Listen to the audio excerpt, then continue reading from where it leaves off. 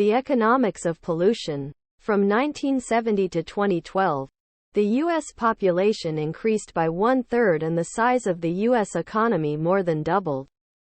Since the 1970s, however, the United States, using a variety of anti-pollution policies, has made genuine progress against a number of pollutants. Table 1 lists the change in carbon dioxide emissions by users of energy, from residential to industrial. According to the U.S. Energy Information Administration, EIA, the table shows that emissions of certain key air pollutants declined substantially from 2007 to 2012. They dropped 730 million metric tons, MMT, a year, a 12% reduction. This seems to indicate that progress has been made in the United States in reducing overall carbon dioxide emissions, which cause greenhouse gases. Despite the gradual reduction in emissions from fossil fuels, many important environmental issues remain. Along with the still high levels of air and water pollution, other issues include hazardous waste disposal, destruction of wetlands and other wildlife habitats, and the impact on human health from pollution. Externalities. Private markets, such as the cell phone industry, offer an efficient way to put buyers and sellers together and determine what goods are produced, how they are produced, and who gets them. The principle that voluntary exchange benefits both buyers and sellers is a fundamental building block of the economic way of thinking. But what happens when a voluntary exchange affects a third party who is neither the buyer nor the seller? As an example, consider a concert producer who wants to build an outdoor arena that will host country music concerts a half-mile from your neighborhood. You will be able to hear these outdoor concerts while sitting on your back porch or perhaps even in your dining room. In this case, the sellers and buyers of concert tickets may both be quite satisfied with their voluntary exchange, but you have no voice in their market transaction. The effect of a market exchange on a third party who is outside or external to the exchange is called an externality. Because externalities that occur in market transactions affect other parties beyond those involved, they are sometimes called spillovers. Externalities can be negative or positive. If you hate country music, then having it waft into your house every night would be a negative externality. If you love country music, then what amounts to a series of free concerts would be a positive externality. Pollution as a negative externality. Pollution is a negative externality. Economists illustrate the social costs of production with a demand and supply diagram. The social costs include the private costs of production incurred by the company and the external costs of pollution that are passed on to society. Figure 1 shows the demand and supply for manufacturing refrigerators. The demand curve, D, shows the quantity demanded at each price. The supply curve, SPRIVAT, shows the quantity of refrigerators supplied by all the firms at each price if they are taking only their private costs into account and they are allowed to emit pollution at zero cost.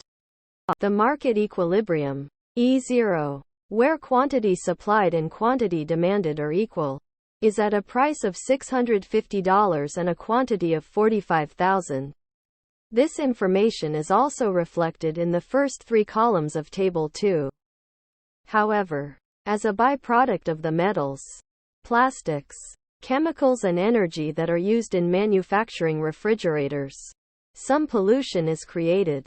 Let's say that, if these pollutants were emitted into the air and water, they would create costs of $100 per refrigerator produced.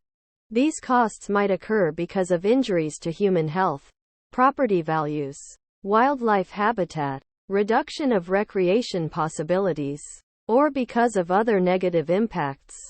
In a market with no anti-pollution restrictions, firms can dispose of certain wastes absolutely free.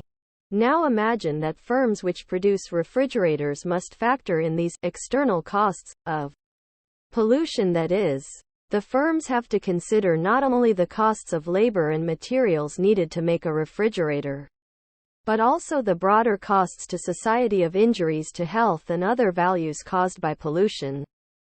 If the firm is required to pay $100 for the additional external costs of pollution each time it produces a refrigerator, production becomes more costly and the entire supply curve shifts up by $100.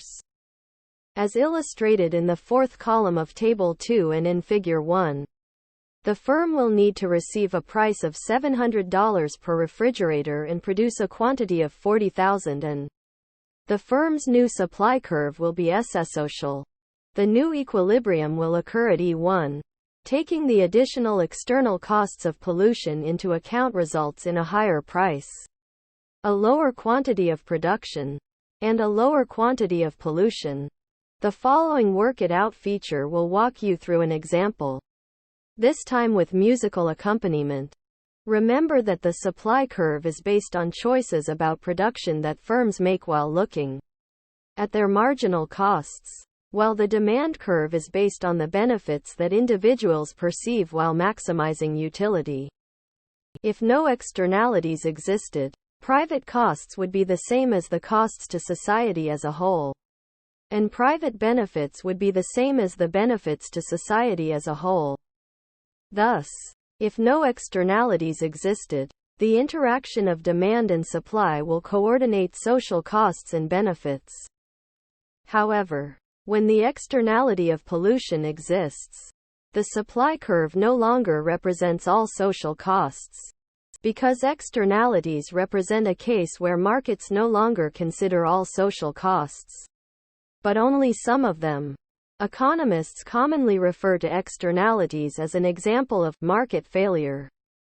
When there is market failure, the private market fails to achieve efficient output, because either firms do not account for all costs incurred in the production of output and/or consumers do not account for all benefits obtained. A positive externality, in the case of pollution, at the market output, social costs of production exceed social benefits to consumers, and the market produces too much of the product. We can see a general lesson here. If firms were required to pay the social costs of pollution, they would create less pollution but produce less of the product and charge a higher price. In the next module, we will explore how governments require firms to take the social costs of pollution into account. Key concepts and summary. Economic production can cause environmental damage. This trade-off arises for all countries, whether high income or low income, and whether their economies are market-oriented or command-oriented. An externality occurs when an exchange between a buyer and seller has an impact on a third party who is not part of the exchange. An externality, which is sometimes also called a spillover, can have a negative or a positive impact on the third party.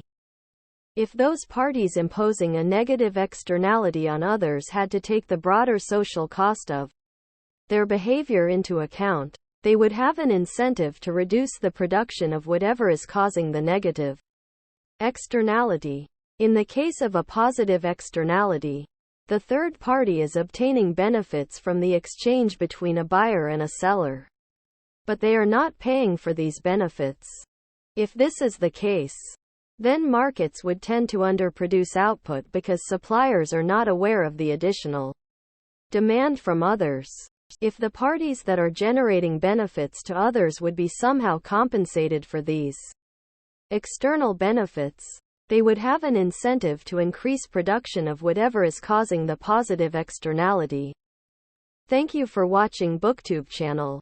Make sure to smash the like and subscribe buttons to receive notifications about new contents.